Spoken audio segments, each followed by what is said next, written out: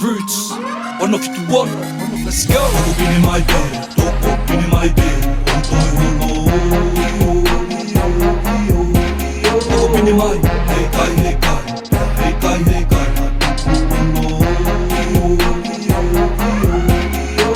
koe taimi lahi o kou fo'i, kou sioki mua o kou fo'i.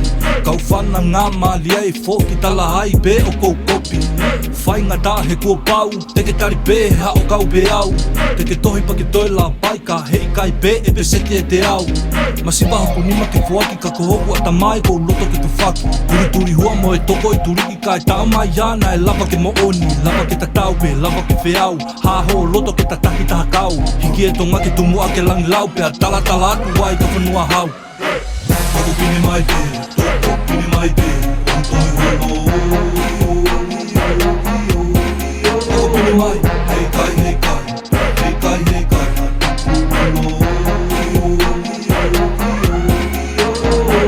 toko pini mai pe, toko pini mai pe, ontoi holo.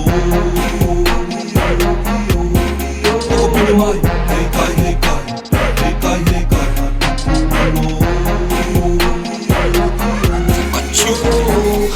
Teu, teu, ka ripi senai whanua Fakatonga hine hina makula kula Te penisa whakatuna moe kau pawha Whippy star Ono fitu, ono he maika Hei toko mana tu i maupe Ko ki taua me fo i pili o te Hau ki whanuana i he sipo Tipia moe ngā ue Na ke whili ki he mala e kau molo molo mui wa e Elo tō e ke lahi lai lai on the pe Ki he mate Toko pini mai pe, toko pini mai pe, ontoi holo.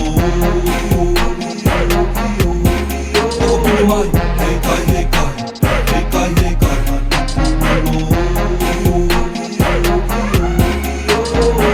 toko pini mai pe, toko pini mai pe, ontoi holo. Toko pini mai, hei kai, hei kai, hei kai, hei kai, Ono ala emma, nau tuku hake i he masi wānu ngahi ake ngā oi whainga Ka luse whai ki he lava mea moe tau mua ke wiku ngā Neo ngu wai ke popo uri, toka kovi ai whanu ngā Ka oku au kei pine pe, neo ngō ai tau whehi a Ki mamale reo ko wahe wahe, tawa tai na koe ke unho pai Me teke kau wei kai ka kou salute ki ho whainga i ha tapa pe Ki mamale reo ko wahe wahe, tawa tai na koe ke unho pai Me teke kau wei kai ka kou salute ki ho whainga i ha tapa pe toko pini mai pe, toko pini mai pe, ontoi holo. Toko pini mai, hei kai, hei kai, hei kai, hei kai,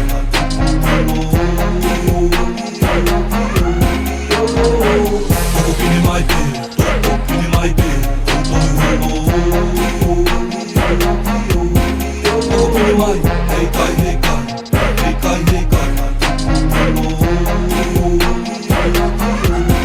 toko pini mai, roots, one of the one, toke tā sky. Fakatonga, ha, Whippy star, Ebenezer Records, let's go.